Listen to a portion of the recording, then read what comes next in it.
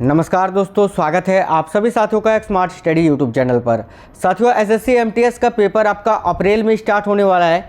अप्रैल से आपका SSC MTS हवलदार का पेपर है और आपको अभी वही पढ़ना है जो आपके पेपर में आए। इस वीडियो में 40 इंपॉर्टेंट जीके जीएस के क्वेश्चंस करेंगे। ये वो क्वेश्चन है जो डायरेक्ट आपको पेपर में देखने को मिलेंगे, तो अंत तक जरूर देखना, कोई भी क्वेश्चन को स्किप नहीं करना है। तो चलिए शुरू करते हैं बिना देरी किए। सभी साथी वीडियो को लाइक जरूर कर दीजिए, अपने सभी दोस्तों के साथ शेयर कर देना। नए साथी जितने भी हैं चैनल को सब्सक्राइब करके बेल आइकन को ऑन कर लीजिएगा। चलिए तो देख लेते हैं क्वेश्चन। आज का पहला क्वेश्चन है, भारत के पश्चिमी समुद्री तट पर वर्षा किस मानसून से होती है? तो देखिएगा, बहुत ही इंपॉर्टेंट क्वेश्चन है। भारत के पश्चिमी समुद्री तट पर जो वर्षा होती है वो किस मानसून से होती है? आपको याद रखना है साथियों, दक्षिण पश्चिम मानसून से। देखिए, ये जो दक्षिण पश्चिम मानसून है ये मध्य जून में भारत में प्रवेश करता है और इससे भारत में सबसे अधिक वर्षा होती है। ठीक है, ये जो उत्तर पश्चिम, देखिए उत्तर पश्चिम मानसून आपको यहाँ पर दिख रहा है ना, ये साथियों इसमें खास तौर पे जो भारत के उत्तरी भाग है वहाँ पर वर्षा होती है। ठीक है, लेकिन ये जो दक्षिण पश्चिम मानसून है इसमें पूरे भारत में वर्षा होती है, केवल भारत के जो तमिलनाडु राज्य हैं और उसके आसपास के जो इलाके हैं उसको छोड़कर। तो इस क्वेश्चन का राइट आंसर हो जाएगा ऑप्शन नंबर बी, दक्षिण पश्चिम मानसून। चलिए अगला क्वेश्चन देख लेते हैं, भारत के किस राज्य में फुलर झील स्थित है? तो देखिए, फुलर झील बहुत ज़्यादा पूछा जाता है और आपको याद रखना है कि भारत के किस राज्य में, तो उत्तर प्रदेश में। तो इस क्वेश्चन का राइट आंसर आएगा option number D, Uttar Pradesh.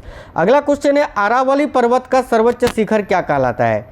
तो साथियों देखिए, अरावली पर्वत जो है ये सबसे प्राचीन पर्वतमाला है और अरावली पर्वत का जो सर्वोच्च शिखर है उसको गुरु शिखर चोटी कहा जाता है। तो राइट आंसर आएगा option number A, Guru Shikhar चोटी। ये question SSC GD, SSC CHSL और एसएससी सीजीएल का टियर 2 का जो पेपर हुआ था उन सभी एग्जाम में ये क्वेश्चन पूछा गया था। तो ये क्वेश्चन बहुत ज़्यादा इंपॉर्टेंट है, आपके एसएससी एमटीएस के पेपर में भी जरूर पूछा जाएगा। अगला क्वेश्चन है, भारत में तंबाकू का सर्वाधिक उत्पादन करने वाला राज्य कौन सा है? तो देखिएगा, भारत में तंबाकू का सर्वाधिक उत्पादन करने वाला राज्य है Andhra Pradesh. Option number B right answer है। नेक्स्ट क्वेश्चन है, सुंदर राजन समिति का संबंध किससे था? तो साथियों, सुंदर राजन समिति थी जो कि गठित की गई थी पेट्रोलियम के लिए। तो राइट आंसर आएगा option number A, petroleum. Next question है, किस सूफी सिलसिले के अनुयायी आध्यात्मिक तत्वों के संबंध में तरह तरह के नक्शे बनाते थे और उसे रंगों से भरते थे? तो ये भी क्वेश्चन वेरी इंपॉर्टेंट है और आपको याद रखना है, Naqshbandi. Option number A right answer है। अगला क्वेश्चन है, भारतीय संविधान के निम्नोक्त भागों में से किस एक में न्यायपालिका तथा कार्यपालिका के पार्थक्य का प्रावधान है? तो देखिएगा, ये भी क्वेश्चन वेरी इंपॉर्टेंट है और साथियों आपको याद रखना है, राज्य के नीति निर्देशक सिद्धांत में। देखिए, राज्य के नीति निर्देशक सिद्धांत की बात करें तो ये भारतीय संविधान में आयरलैंड के संविधान से लिया गया है। अगला क्वेश्चन है, चोलकालीन तमिल के त्रिरत्न में इनमें से क्या शामिल नहीं था? तो साथियों यहाँ ध्यान देना, चोलकालीन तमिल के जो त्रिरत्न थे उसमें कंबन, कुट्टन और पुगलेंदी ये तीनों शामिल थे, लेकिन जयगोंदर शामिल नहीं था। तो इस क्वेश्चन का राइट आंसर आएगा ऑप्शन नंबर डी, जयगोंदर। नेक्स्ट क्वेश्चन है, भारतीय संविधान के किस अनुच्छेद के द्वारा निम्न दुर्बल वर्गों को शिक्षा संबंधी सुरक्षा प्रदान की गई है? तो देखिएगा, इस क्वेश्चन का राइट आंसर आएगा अनुच्छेद 46 के तहत। Option number B right answer है। नेक्स्ट क्वेश्चन है, दोषपूर्ण ईंधन पंप गास्केट को बदलने के लिए भारत की प्रमुख ऑटोमोबाइल कंपनी मारुति सुजुकी ने कौन सा खराब मॉडल मंगवाया था? तो साथियों राइट आंसर आएगा मारुति ए स्टार। नेक्स्ट क्वेश्चन है, संविधान सभा में सभी निर्णय किस आधार पर लिए गए थे? तो साथियों, संविधान सभा में जो सभी निर्णय लिए गए थे वो सहमति और समायोजन से लिए गए थे। राइट आंसर आएगा option number D. Next question है, किस राजा के शासनकाल में ईसाई धर्म प्रचारक सेंट थॉमस भारत आया था? तो देखिएगा, इस क्वेश्चन का राइट आंसर क्या आ जाएगा? तो साथियों आपको याद रखना है, गोंदोफिरनस। ठीक है, देखिए गोंदोफिरनस के शासनकाल में ही ईसाई धर्म प्रचारक जो है सेंट थॉमस वो भारत आया था। तो राइट आंसर आएगा साथियों ऑप्शन नंबर सी।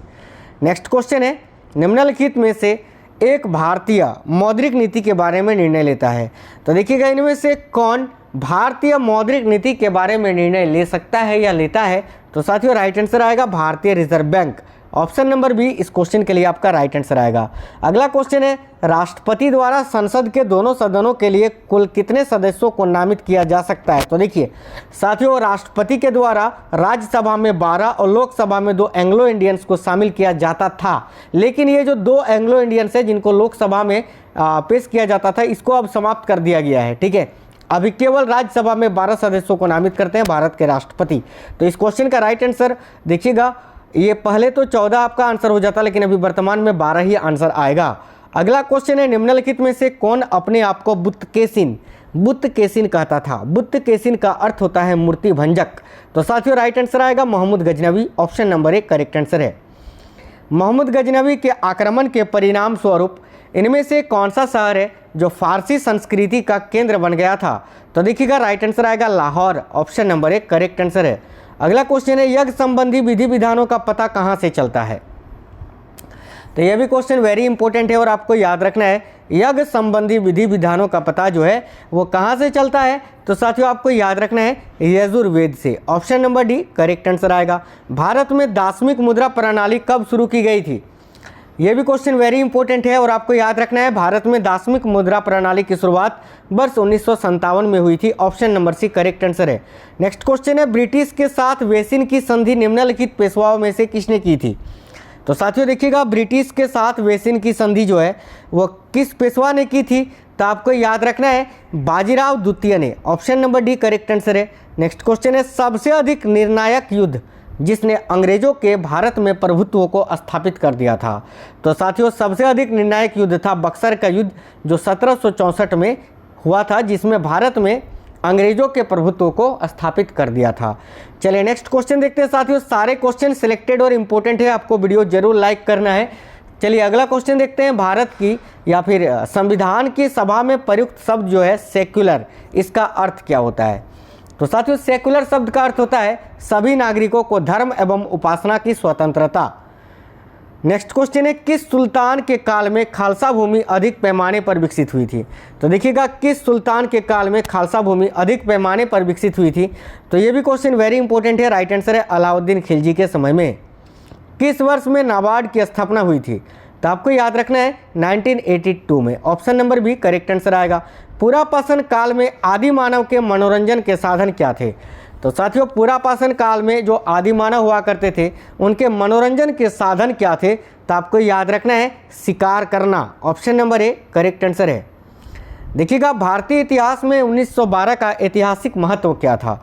तो देखिए भारतीय इतिहास में 1912 का ऐतिहासिक महत्व ये था कि भारत की जो राजधानी थी वो कोलकाता से दिल्ली स्थानांतरित की गई थी 1912 में। तो राइट आंसर है ऑप्शन नंबर सी।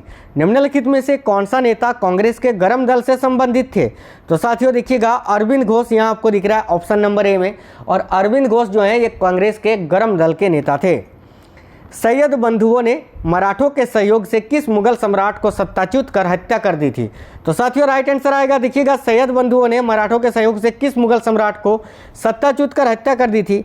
तो यहाँ राइट आंसर आपका आ जाएगा फर्रुख हसियार को, option number B Farrukhsiyar correct answer है। भारत भारती के रचनाकार कौन है? साथियों देखिएगा भारत भारती के रचनाकार है मैथिली शरण गुप्त, यानी ऑप्शन नंबर डी इस क्वेश्चन का राइट आंसर हो गया। अगला क्वेश्चन है, महावीर का मूल नाम क्या था? महावीर स्वामी यानी जो जैन धर्म के 24वें तीर्थकर थे और इनका मूल नाम था Vardhaman, option number C correct answer है। अगला क्वेश्चन है, 44वें संविधान संशोधन विधेयक के द्वारा किस मौलिक अधिकार को सामान्य वैधानिक अधिकार बना दिया गया है? तो साथियों 44वें संविधान संशोधन विधेयक के द्वारा किस मौलिक अधिकार को सामान्य वैधानिक अधिकार बना दिया गया है? तो करेक्ट आंसर आएगा संपत्ति के अधिकार को, राइट आंसर आएगा ऑप्शन नंबर सी। राज्यसभा की प्रथम बैठक कब हुई थी? यह भी क्वेश्चन वेरी इंपॉर्टेंट है और आपको याद रखना है कि राज्यसभा की जो प्रथम बैठक हुई थी वो 13 मई 1952 को हुई थी, यानी राइट आंसर है ऑप्शन नंबर डी। अगला क्वेश्चन है, मदुरा का मीनाक्षी मंदिर का निर्माण किसने करवाया था? तो साथियों देखिए मदुरई में स्थित है मीनाक्षी मंदिर और इसका निर्माण मदुरा के जो नायक हुआ करते थे मदुरा के नायकों ने करवाया था, राइट आंसर है ऑप्शन नंबर सी। भारतीय संविधान की संवर्ती सूची में धारणा जो है किस देश से ली गई है? यानी भारतीय संविधान में जो संवर्ती सूची है, जो संविधान के भाग 7 में प्रावधान है, वो किस देश के संविधान से लिया गया है? क्वेश्चन में ही पूछा गया है, तो आपको याद रखने हैं ऑस्ट्रेलिया के संविधान से, तो राइट आंसर आएगा ऑप्शन नंबर डी। अगला क्वेश्चन है, किस वंश के शासकों ने छत्रण प्रणाली का प्रयोग किया था? तो साथियों देखिएगा, शतरंज प्रणाली का प्रयोग किस वंश के शासकों ने किया था? तो शक शासकों ने, शकों ने, यानी ऑप्शन नंबर डी इस क्वेश्चन के लिए आपका राइट आंसर हो गया। अगला क्वेश्चन है, लोकसभा द्वारा पारित धन विधेयक राज्यसभा को प्राप्त होने के कितने दिनों के भीतर लोकसभा को वापस लौटाना पड़ता है? साथियों आपको याद रखना है, लोकसभा द्वारा पारित धन विधेयक को राज्यसभा को प्राप्त होने के कितने दिनों के भीतर? तो 14 दिनों के भीतर वापस लौटाना पड़ता है, यानी option number B correct answer है। नेक्स्ट क्वेश्चन है, भारतीय संविधान के संदर्भ में भारतीय संविधान को क्या कहा जाता है? तो राइट आंसर आएगा विकासशील संविधान, option number C. Next question, Shivaji को राजा की उपाधि किसने दी थी? तो साथियों शिवाजी को राजा की उपाधि किसने प्रदान की थी? देखिएगा करेक्ट आंसर आएगा ऑप्शन नंबर सी, औरंगजेब ने। अगला क्वेश्चन है, निम्नलिखित में से कौन सी फसल है जायद में मुख्यतः सिंचित क्षेत्रों में उगाई जाती है? तो करेक्ट आंसर आएगा मूंग एवं उड़द। ये मूंग एवं उड़द जो है ये साथियों जायद में मुख्यतः सिंचित क्षेत्रों में उगाई जाने वाली फसलें हैं।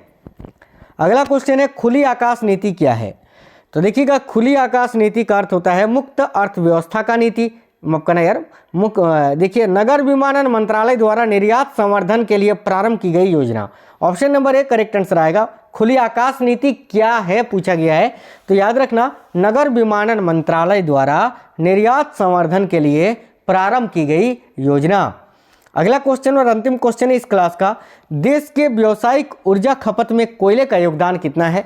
यानी हमारा देश भारत में जो व्यावसायिक ऊर्जा का खपत होता है उसमें कोयला का योगदान कितना है? आपको याद रखना है 67%, यानी राइट आंसर आएगा option number B. Option number B इस क्वेश्चन के लिए करेक्ट आंसर है।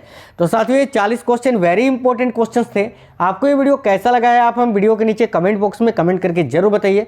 वीडियो को सभी साथी लाइक जरूर कर देना, अपने सभी दोस्तों के साथ शेयर करना। मिलेंगे अगली वीडियो में, तब तक स्वस्थ रहें। जय हिंद साथियों, वंदे मातरम।